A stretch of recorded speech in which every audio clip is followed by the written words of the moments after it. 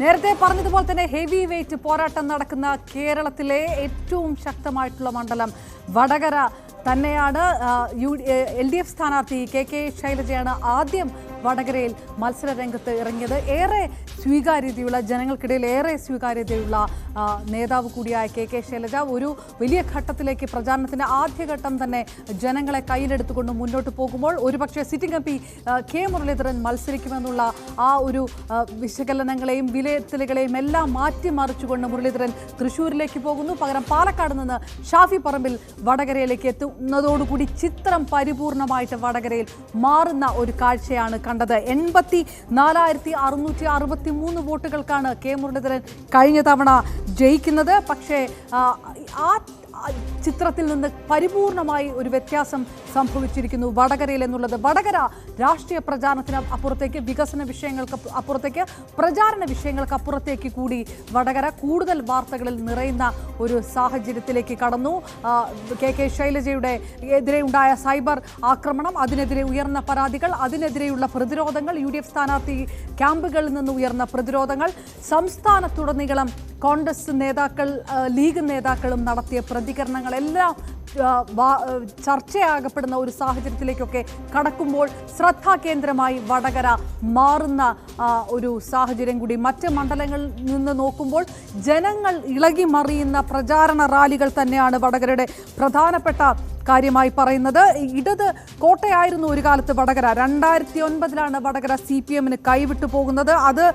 അത് തന്നെ വടകരയിലെ ജനങ്ങൾക്കുള്ള ഇടത് സാക്ഷരത തന്നെയാണെന്ന് പറയേണ്ടിയിരിക്കുന്നു. ഏതായാലും മുരളീധരൻ വടകരയിൽ 2021 തെരഞ്ഞെടുപ്പിൽ ഏറ്റവും വലിയ ഭൂരിപക്ഷത്തിൽ വിജയിച്ച MLA കെ ശൈലജയെ തന്നെ ഇറക്കിക്കൊണ്ട് പ്രചാരണത്തിന് ആദ്യഘട്ടം കടക്കുന്നു. അതിനിടയിൽ കോൺഗ്രസ് സർജിക്കൽ സ്ട്രൈക്ക് തന്നെ നടത്തുന്നു. മുരളീധരനെ തൃശ്ശൂരിലേക്ക് മാറ്റുന്നു, ഷാഫി പറമ്പിലിനെ വടകരയിലേക്കും നിയോഗിക്കുന്നു. പ്രവചനാതീതമാണ് വടകര എന്ന് പറയുന്ന രീതിയിലുള്ള മണ്ഡലങ്ങൾ വടകരയിലുണ്ട്. ഏതായാലും നമുക്കറിയാം, കണ്ണൂർ ജില്ലയിലെ കൂത്തുപറമ്പ്, തലശ്ശേരി, കോഴിക്കോട് ജില്ലയിലെ നാദാപുരം, വടകര, കുറ്റ്യാടി, പേരാമ്പ്ര, കൊയിലാണ്ടി എന്നീ നിയമസഭാ മണ്ഡലങ്ങൾ ഉൾക്കൊള്ളുന്ന ലോക്സഭാ മണ്ഡലം കൂടിയാണ് വടകര. MS അനീഷ് കുമാർ നമുക്കൊപ്പം ചേരുന്നു. അനീഷ്, ഒട്ടും പ്രവചിക്കാൻ കഴിയാത്ത മണ്ഡലം ഏതാണ് എന്നൊരു ചോദ്യമുണ്ടെങ്കിൽ അതിൽ ആദ്യത്തെ പേര് വടകരയുടേതാണ്. രാഷ്ട്രീയം തന്നെ ഏറ്റവും അങ്ങേയറ്റ നിൽക്കുന്ന ഒരു മണ്ഡലമായി വരുന്നു. അവസാന ലാപ്പിൽ പോലും ഇത്രയേറെ ട്വിസ്റ്റുകൾ നടക്കുന്ന, ഇത്രയേറെ പ്രചാരണ വിഷയങ്ങൾ മാറി മറിയുന്ന മറ്റൊരു മണ്ഡലം ഉണ്ടാവുകയില്ല. ഇനി 5 ദിവസം മാത്രം പോളിംഗ് ബൂത്തിലെത്താൻ നിൽക്കെ പലതരത്തിലുള്ള വിഷയങ്ങൾ ഉയർന്നു വരുന്നൊരു സാഹചര്യമുണ്ട്. ആർക്കൊപ്പമാണ് ലാസ്റ്റ് ട്രെൻഡ് എന്നെങ്ങനെ പ്രവചിക്കാം?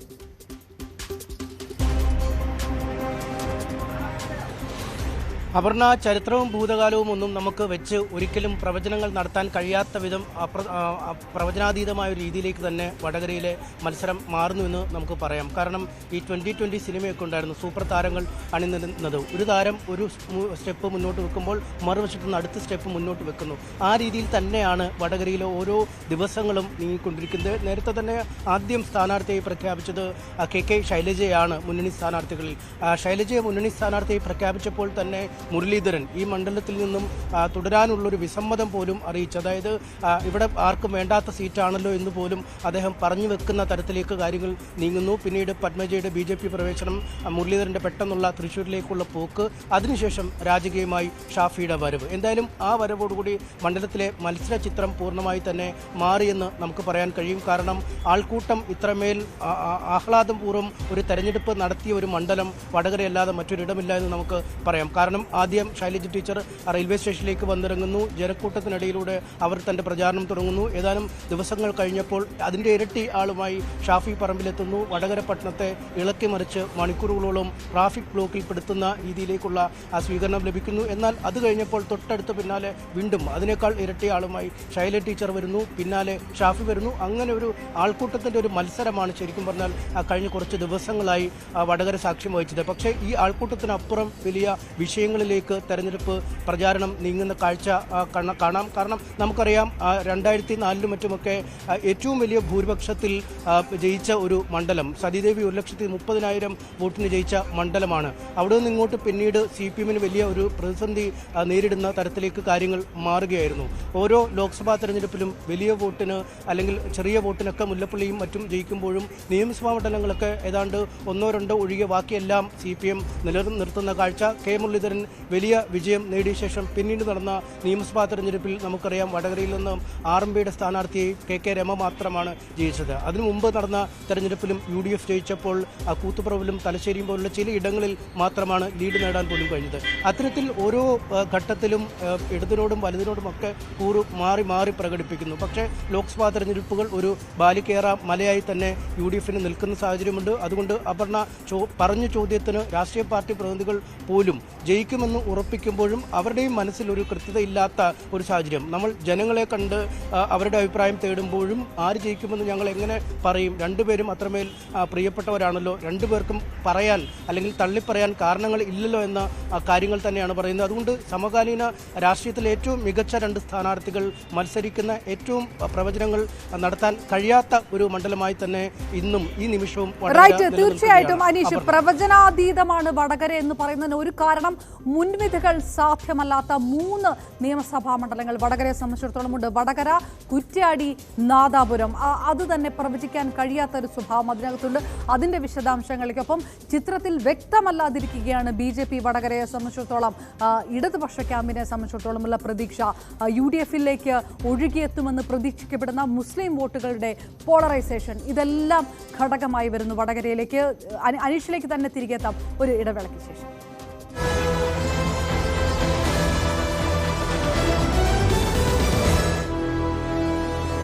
പറഞ്ഞോ സംഘടനാ പ്രശ്നം.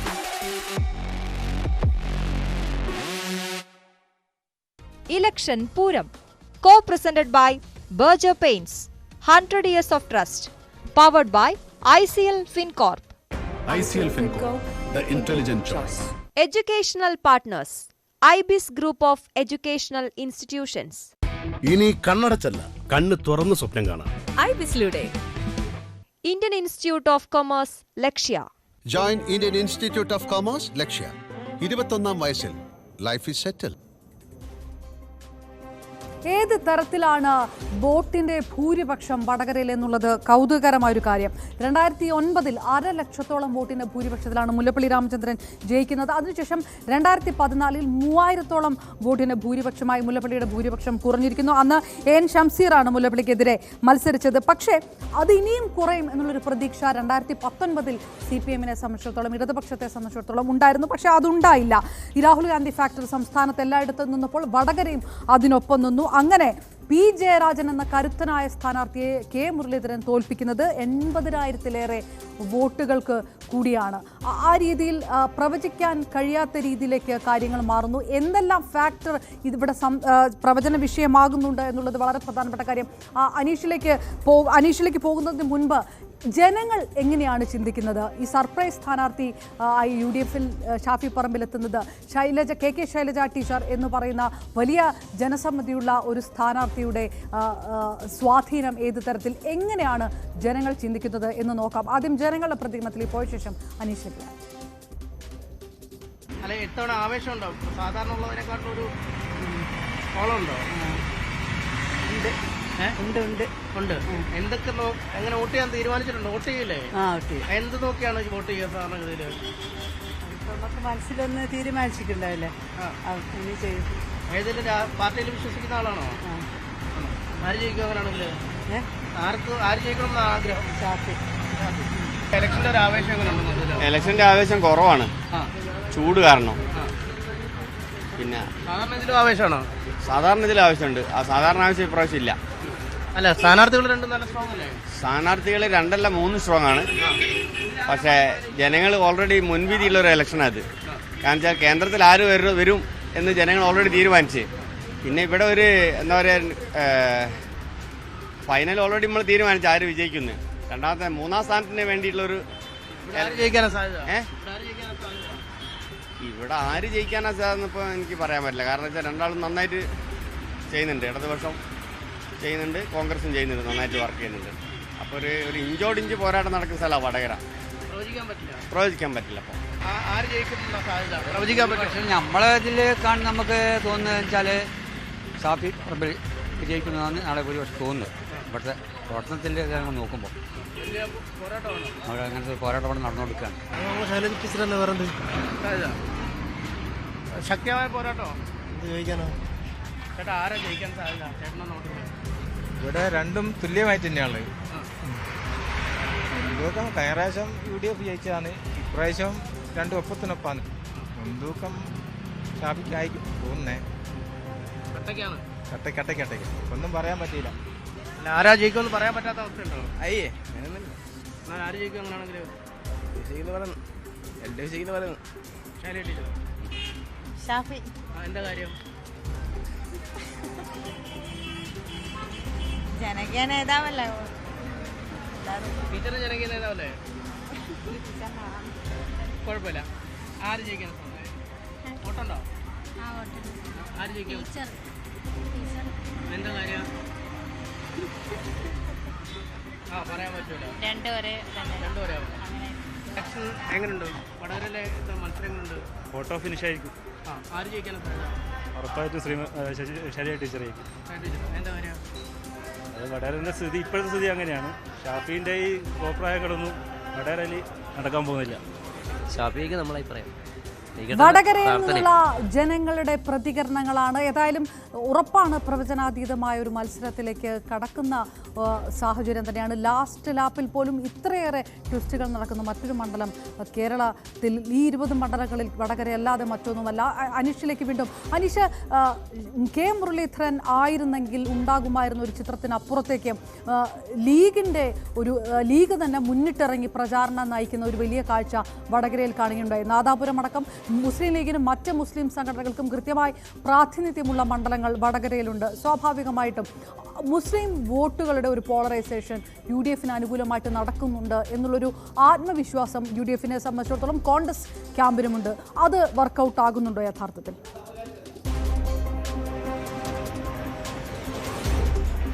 തീർച്ചയായും. കാരണം ഈ മുരളീധരന് പകരമുള്ള ഒരു ബദൽ സ്ഥാനാർത്ഥിയെ തിരഞ്ഞപ്പോൾ തന്നെ മുസ്ലിം ലീഗ് മുന്നോട്ട് വെച്ചൊരു കാര്യം അതുതന്നെയായിരുന്നു. ന്യൂനപക്ഷ വിഭാഗത്തിൽ നിന്നുള്ള ഒരു കോൺഗ്രസ് സ്ഥാനാർത്ഥി മണ്ഡലത്തിലേക്ക് വരണമെന്ന ആവശ്യമാണ് ഉന്നയിച്ചത്. കാരണം നമുക്കറിയാം മറ്റു പല ഘടകങ്ങളും കെ ശൈലജ ടീച്ചർ എന്ന സ്ഥാനാർത്ഥിയെ കാര്യമായി ബാധിക്കില്ല. കാരണം കഴിഞ്ഞ കുറച്ച് തെരഞ്ഞെടുപ്പുകളായി ഈ TP ചന്ദ്രശേഖരൻ വധവുമായി ബന്ധപ്പെട്ട അനുബന്ധ വിഷയങ്ങൾ തന്നെയായിരുന്നു ഓരോ തെരഞ്ഞെടുപ്പിലും ഇവിടെ പ്രധാന ചർച്ചാ വിഷയമായി വന്നത്.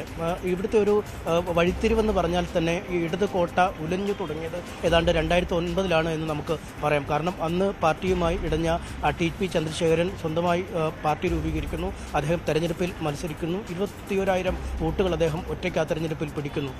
CPM വിചാരിച്ചത് 10,000-ൽ താഴെ വോട്ടുകൾ മാത്രമാവും ചോർച്ച ഉണ്ടാവുക എന്നൊക്കെയാണ്. പക്ഷേ ആ കണക്കുകൂട്ടലുകൾ തെറ്റി അവിടെ നിന്നും 20,000 അടിസ്ഥാന വോട്ടുകൾ ആ വഴിയിലൂടെ മാറുന്നു. തൊട്ടു പിന്നാലെയാണ് അന്നത്തെ സോഷ്യലിസ്റ്റ് ജനത CPM-മായി ഇടയുന്നു. അവരും പിന്മാറുന്നു. വടകരയെ സംബന്ധിച്ചിടത്തോളം വടകര മണ്ഡലത്തിലെ പല ഇടങ്ങളിലും ഈ സോഷ്യലിസ്റ്റ് ചേരിയിലുള്ള ആളുകൾ ഒരുപാട് ഉള്ളതാണ്. ഇപ്പോഴും സജീവമായി പ്രവർത്തിക്കുന്ന ആളുകൾ ഉള്ളതുമാണ്. അങ്ങനെ 2 അടിസ്ഥാന വോട്ട് വിഭാഗങ്ങളിൽ ഒരു വിള്ളൽ വന്നതാണ് CPM-ന് അന്ന് തിരിച്ചടിയായി മാറിയത്. പിന്നീട് TP ചന്ദ്രശേഖരൻ്റെ വധമുണ്ടാകുന്നു. അടുത്ത തെരഞ്ഞെടുപ്പിൽ UDF ജയിക്കുന്നു. പിന്നീട് കെ മുരളീധരൻ വോട്ട് നില വർദ്ധിപ്പിക്കുന്നു. RMP വടകര സീറ്റ് പിടിച്ചെടുക്കുന്നു. അങ്ങനെ തുടങ്ങിയ പല കാര്യങ്ങളും കണ്ടതാണ്. ഇതിനിടയിലാണ് ലീഗ് ഇത്തരമൊരു ആവശ്യവുമായി, അതായത് മുസ്ലിം വോട്ടുകൾ സമാഹരിക്കാൻ കഴിയുന്ന ഒരു സ്ഥാനാർത്ഥി വേണമെന്ന ആവശ്യം മുന്നോട്ട് വയ്ക്കുകയും ഷാഫി സ്ഥാനാർത്ഥിയുമായി എത്തുകയും ചെയ്തു. നമുക്ക് ഈ മണ്ഡലത്തിലെ തെരഞ്ഞെടുപ്പ് പ്രചരണങ്ങളും പര്യടന പരിപാടികളും ഒക്കെ നോക്കുമ്പോൾ കാണാൻ കഴിയുന്നത് അതുതന്നെയാണ്. കാരണം കോൺഗ്രസിനേക്കാൾ ആവേശത്തോടു കൂടിയാണ് ഷാഫി പറമ്പിൽ എന്ന സ്ഥാനാർത്ഥിയെ മുസ്ലിം ലീഗിലെ ആളുകൾ, യൂത്ത് ലീഗിലെ ആളുകളൊക്കെ നെഞ്ചേറ്റ് നടക്കുന്നത് അവരുടെ പ്രചരണ സാമഗ്രികളുമായി. വയനാട്ടിലെ പോലെ കൊടികൾ ഒരുക്കുന്നതിന് വിലക്കൊന്നുമില്ലാത്ത മണ്ഡലമാണ്. അതുകൊണ്ട് അവർ ആ രീതിയിൽ തന്നെ വളരെ സജീവമായി അദ്ദേഹത്തിൻ്റെ തെരഞ്ഞെടുപ്പ് പ്രചാരണങ്ങളിൽ ഇടപെടുന്നു. നാദാപുരത്തെയും ഒക്കെ കഴിഞ്ഞ ദിവസം നടന്ന റോഡ് ഷോ, DK ശിവകുമാർ പങ്കെടുക്കുന്ന റോഡ് ഷോയാണ്. അന്ന് നമ്മൾ അദ്ദേഹത്തിൻ്റെ പ്രതികരണം തേടാൻ അല്ലെങ്കിൽ DK ശിവകുമാറിൻ്റെ ദൃശ്യങ്ങൾ പകർത്താൻ പോയിട്ട് നമുക്ക് പോലും ആ വാഹന വ്യൂഹത്തിന് അടുത്തേക്ക് പോലും എത്താൻ കഴിയാത്ത വിധം ജനക്കൂട്ടമാണ്. അത്തരം ന്യൂനപക്ഷ മേഖലകളിൽ എവിടെ ചെന്നാലും വലിയ സ്വീകരണം ഷാഫിക്ക് ലഭിക്കുന്നു. ജനക്കൂട്ടം ആർത്തിരമ്പി അദ്ദേഹത്തോടൊപ്പം പോകുന്നു, ആ സെൽഫി എടുക്കാൻ പോകുന്നു. കുട്ടികളോടും മറ്റുമൊക്കെ വളരെ സവിശേഷമായ രീതിയിൽ അദ്ദേഹം ഇടപെടുന്ന കാഴ്ചയുമൊക്കെ ഉണ്ട്. അങ്ങനെ ഈ ന്യൂനപക്ഷ മേഖലയിലെ വലിയ ഒരു പങ്കാളിത്തം ഈ തെരഞ്ഞെടുപ്പിൽ അദ്ദേഹത്തിന് വേണ്ടി ഉണ്ട്. ഒപ്പം സ്ത്രീകളടക്കമുള്ളവർ വലിയ തോതിൽ ഒഴുകിയെത്തുന്നുമുണ്ട്. കാരണം അതൊരു പ്രത്യേക ഊന്നൽ UDF നൽകുന്നുണ്ട് എന്നാണ് നമുക്ക് മനസ്സിലാക്കാൻ കഴിയുന്നത്. കാരണം സ്ത്രീ വോട്ടർമാരെ വലിയ തോതിൽ സ്വാധീനിക്കാൻ കഴിയുന്ന ഒരു സ്ഥാനാർത്ഥിയാണ് ശൈലജ ടീച്ചർ. മറ്റ് പുരുഷ സ്ഥാനാർത്ഥികളുമായി ആശയവിനിമയം നടത്തുന്നതിനേക്കാൾ കൂടുതൽ എളുപ്പത്തിൽ സ്ത്രീകൾക്ക് ടീച്ചറുമായി ആശയവിനിമയം നടത്താൻ കഴിയുന്നു. ഒപ്പം സ്ത്രീകൾക്ക് വേണ്ടി ശബ്ദമുയർത്തിയ ഒരു വനിതാ നേതാവാണ്, ഒരു രാഷ്ട്രീയ പ്രവർത്തകയാണ്. ഈ കോവിഡ് കാലത്തും മറ്റുമൊക്കെ ഇവിടെ വന്ന് താഴെത്തട്ടിൽ പ്രവർത്തനങ്ങൾ നടത്തുകയും ചെയ്തതാണ്. അതുകൊണ്ട് തന്നെ മുസ്ലിം മേഖലകളിൽ ഒരു വലിയ ഊന്നൽ ഷാഫിയുടെ ക്യാമ്പ് അല്ലെങ്കിൽ കോൺഗ്രസും മുസ്ലിം ലീഗും ഒക്കെ നൽകുന്നുണ്ട്. വനിതാ പ്രവർത്തകരുടെ വലിയ സാന്നിധ്യം ഈ തെരഞ്ഞെടുപ്പ് യോഗങ്ങളിലുണ്ട്, വീട് കയറിയുള്ള പ്രചാരണത്തിനുണ്ട്. അതുകൊണ്ട് മുസ്ലിം മേഖലകളിലെ വോട്ട് വിഹിതത്തിൽ കാര്യമായ ഒരു ചോർച്ച ഉണ്ടാക്കാതെ മുന്നോട്ട് പോകാം എന്ന് തന്നെയാണ് UDF ക്യാമ്പിന്റെ പ്രതീക്ഷ. അത് അക്ഷരം പ്രതി ശരിയാവുകയും അതാണ് മുസ്ലിം വോട്ടുകൾ, സ്ത്രീ വോട്ടുകൾ, ഇതെല്ലാം സമവാക്യങ്ങൾ മാറി വരുന്നുണ്ടോ വടകരയിൽ എന്നുള്ളൊരു ചോദ്യം അതിനകത്തുണ്ട്. അത് കൂടി നിർണായകമാകുന്നുണ്ട്. അത് LDF ക്യാമ്പിനെ സംബന്ധിച്ചിടത്തോളം ആശങ്ക അല്ലെങ്കിൽ ഒരല്പം ആശയക്കുഴപ്പം ഉണ്ടാക്കുന്ന ഒരു കണക്കുകൾ തന്നെയാണ്. അത് ആ പ്രചാരണത്തിൻ്റെ ഒരു ചിത്രം വരുമ്പോൾ ഇനി എടുത്തു പറയേണ്ടത് ചിത്രത്തിൽ എവിടെയുമില്ലാത്ത BJP കൂടി ഒരു വശത്ത് നിൽക്കുന്ന ഒരു സാഹചര്യം കൂടിയുണ്ട്. MS അനീഷ് കുമാറിലേക്ക് തിരികെ എത്താം. മറ്റ് കണക്കുകൾ കൂടെ പരിശോധിച്ചുകൊണ്ട് വടകരയിൽ നിന്ന് ചെറിയ ഇടവേളയ്ക്ക് ശേഷം.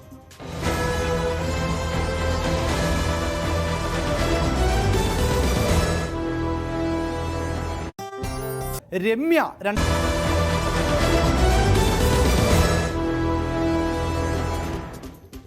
വ്യത്യസ്തമായിരുന്നു വടകരയിലെ പ്രചാരണ ചിത്രം. CPM-ന്റെ അക്രമ രാഷ്ട്രീയത്തിനെതിരായിട്ടുള്ള പ്രചാരണമാണ് തുടക്കം മുതലേ തന്നെ UDF ക്യാമ്പ് പുറത്ത് വിട്ടുകൊണ്ടേയിരുന്നത്. പാനൂർ ബോംബ് സ്ഫോടനം നടക്കുന്നതോടുകൂടി ചിത്രം ആ തരത്തിലേക്ക് മാറുന്നു. ആ രീതിയിലേക്കുള്ള ആരോപണങ്ങളിലേക്ക് കൂടി UDF ക്യാമ്പ് കടക്കുന്ന ഒരു സാഹചര്യം. കേന്ദ്രസേന ഇറങ്ങണം, ഇവിടെ കള്ളവോട്ട് നടക്കുന്നുണ്ട്, വോട്ട് ഒരുപക്ഷെ ബൂത്ത് അട്ടിമറിക്കാനുള്ള ശ്രമം പോലും നടന്നേക്കും എന്ന തരത്തിലുള്ള പരാമർശങ്ങൾ പോലും UDF സ്ഥാനാർത്ഥിയുടെ ഭാഗത്ത് നിന്നുണ്ടാകുന്ന ഒരു സാഹചര്യം ഉണ്ടായി. അതിന് ശേഷം ഉണ്ടായ അടുത്ത വഴിത്തിരിവെന്ന് പറയുന്നത് സൈബർ ആക്രമണ പരാതിയുമായി LDF സ്ഥാനാർത്ഥി KK ശൈലജ എത്തുക. UDF സ്ഥാനാർത്ഥി അറിഞ്ഞുകൊണ്ടാണ് അത്തരം ഒരു കാര്യങ്ങൾ ഉണ്ടാകുന്നത് എന്നുള്ളൊരു വിമർശനത്തിലേക്കും അങ്ങോട്ടും ഇങ്ങോട്ടും ആരോപണ പ്രത്യാരോപണങ്ങളിലേക്ക് കാര്യങ്ങൾ കടക്കുന്നൊരു സാഹചര്യം. ഇതൊക്കെ മണ്ഡലത്തെ എത്രത്തോളം ബാധിക്കുന്നുണ്ട്, പ്രചാരണത്തിലേക്ക് ഇതിറങ്ങി ചെല്ലുന്നുണ്ടോ എന്നുള്ള ചോദ്യമാണ്. വീണ്ടും MS അനീഷ് കുമാറിലേക്ക്. അനീഷ്, അക്രമ രാഷ്ട്രീയം തുടക്കം മുതലേ പ്രചാരണത്തിൽ ഉയർത്തിക്കൊണ്ടുവരുന്ന ഒരു സാഹചര്യം UDF പിന്തുടർന്നു പോകുന്നുണ്ട്. ഏറ്റവും അവസാന ലാപ്പിലേക്ക് എത്തിയപ്പോൾ സൈബർ ആക്രമണ വിഷയവുമായി ബന്ധപ്പെട്ടുള്ള പ്രചാരണം, ആ ഉയർത്തുന്ന ചോദ്യങ്ങൾ ഇടതുപക്ഷം ഏറ്റെടുക്കുന്ന ഒരു വിഷയത്തിലേക്ക് കൂടെ കടന്നു. പക്ഷേ മണ്ഡലത്തിലെ സാധാരണ ജനങ്ങളിലേക്ക് ഈ രണ്ട് വിഷയങ്ങളും കൃത്യമായി എത്തി വരുന്നുണ്ടോ, അതോ സമൂഹ മാധ്യമങ്ങളിൽ വലിയ രീതിയിൽ ചർച്ച ചെയ്യപ്പെടുന്നതിനപ്പുറത്തേക്ക് മണ്ഡലത്തിലെ സാധാരണ വിഷയങ്ങൾ ചർച്ച ചെയ്തത് അല്ലെങ്കിൽ തൊട്ടറിഞ്ഞ വിഷയങ്ങൾ എന്തായിരുന്നു?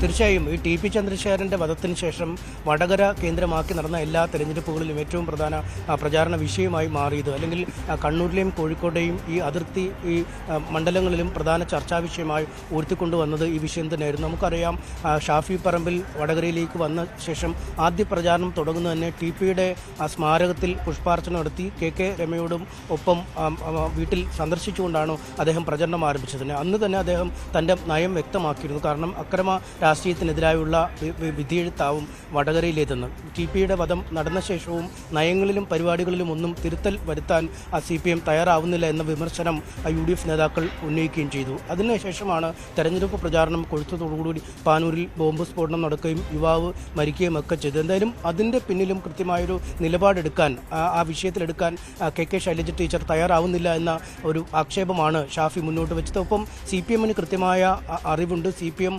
പ്രചാരണത്തിൻ്റെ ഭാഗമായി അല്ലെങ്കിൽ വോട്ടെടുപ്പിന് അന്ന് ഉപയോഗിക്കാൻ വെച്ചിരുന്ന ബോംബുകളാണ് പൊട്ടിയത്. ഇത്തരത്തിൽ ഈ കോൺഗ്രസിന് സ്വാധീനമുള്ള അല്ലെങ്കിൽ UDFന് സ്വാധീനമുള്ള മേഖലകളിൽ ഒരു സ്ഫോടനം നടന്നാൽ അത് വോട്ടിങ്ങിനെ തന്നെ ബാധിക്കും. കൂടുതൽ ആളുകൾ UDF വോട്ടർമാർ പോളിംഗ് ബൂത്തുകളിലേക്ക് എത്തില്ല എന്നതടക്കമുള്ള ആരോപണത്തിലേക്ക് വരെ കാര്യങ്ങൾ നീങ്ങുകയും ചെയ്തു. എന്നാൽ ആ പ്രചാരണം സജീവമായി മുന്നോട്ട് പോകുന്നതിനിടയിലാണ് ഈ പ്രതികളാണെന്ന് പറയുന്ന ആളുകളോടൊപ്പം ചേർത്ത് ശൈല ടീച്ചറുടെ ചിത്രങ്ങളും മറ്റും വെച്ചുള്ള സമൂഹ മാധ്യമങ്ങളിലെ അധിക്ഷേപം ആരംഭിച്ചത്. പിന്നീട് വിഷയം നേരെ ഈ സമൂഹ മാധ്യമങ്ങൾ വഴിയുള്ള സൈബർ ആക്രമണത്തിലേക്ക് പോവുകയാണ്. മോർഫ് ചെയ്ത ചിത്രങ്ങളും വ്യാജ വീഡിയോകളും മറ്റുമൊക്കെ പ്രചരിപ്പിക്കുന്നു എന്ന് തൊണ്ടയിടറി ടീച്ചർ പറഞ്ഞത് വലിയ ഒരു പ്രഭാവം തന്നെ മണ്ഡലത്തിൽ ചെലുത്തി, വോട്ടർമാരിൽ ചെലുത്തിയെന്ന് നമുക്ക് നിസ്സംശയം പറയാം. സാംസ്കാരിക നായകന്മാരും സമൂഹ മാധ്യമങ്ങളിലെ പ്രമുഖരുമൊക്കെ ഇക്കാര്യത്തിൽ കുറിപ്പുകളൊക്കെ എഴുതുകയും കൂടി ചെയ്തതോടുകൂടി ഒരു പ്രതിരോധത്തിലേക്ക് ഷാഫിയുടെ ക്യാമ്പ് മാറി എന്നത് നിസ്സംശയം പറയാം. എന്നാൽ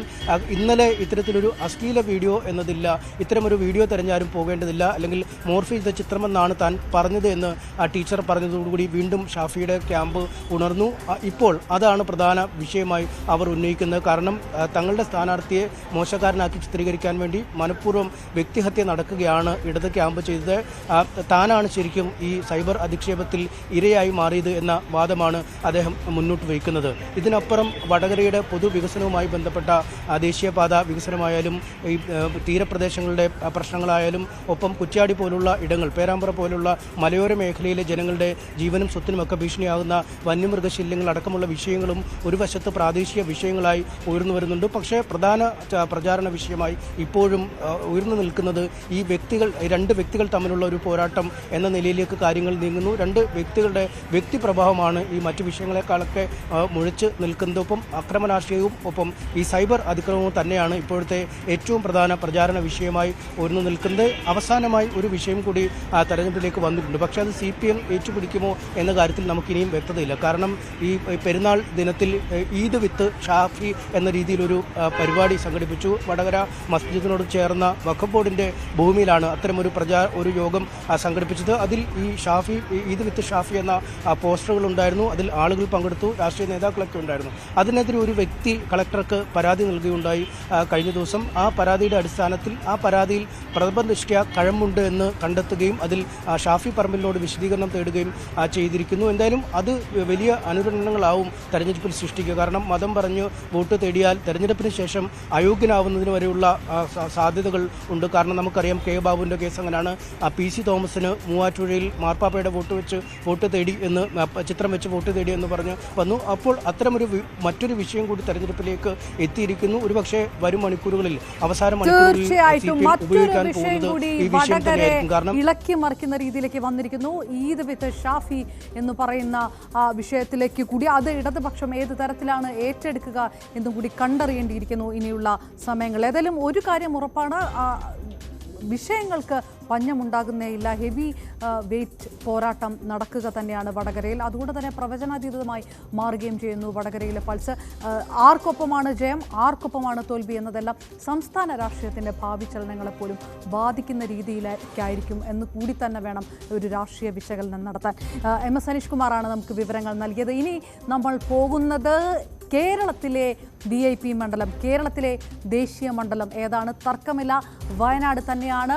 അധികം വലിയ തെരഞ്ഞെടുപ്പ് ചരിത്രമില്ല, ഏറ്റവും പ്രായം കുറഞ്ഞ ലോക്സഭാ മണ്ഡലമാണ് വയനാട്. എങ്കിൽ പോലും രാഹുൽ ഗാന്ധിയുടെ വരവോടുകൂടി വയനാടിൻ്റെ ചരിത്രം മാറുന്നു. വയനാട് ദേശീയ മണ്ഡലമായി ഉയരുകയും ചെയ്യുന്നു. ഇത്തവണയും രാഹുൽ ഗാന്ധി മത്സരിക്കുന്ന മണ്ഡലം. ഒപ്പം CPIയുടെ ദേശീയ നേതാവ് കൂടിയ ആനി രാജ, BJPയുടെ സംസ്ഥാന അധ്യക്ഷൻ K സുരേന്ദ്രൻ, അങ്ങനെ ശക്തമായിട്ടുള്ള പ്രധാനപ്പെട്ട നേതാക്കന്മാർ കൊമ്പ് കോർക്കുന്ന മത്സരമായി വയനാട് മാറുമ്പോൾ ദേശീയ ശ്രദ്ധ ഇത്തവണയും വയനാടിൻ്റെ മുകളിൽ തന്നെയുണ്ട്.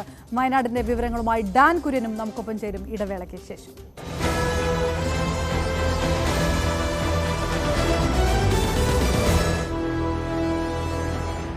സുന്ദരിത്തട്ടുകട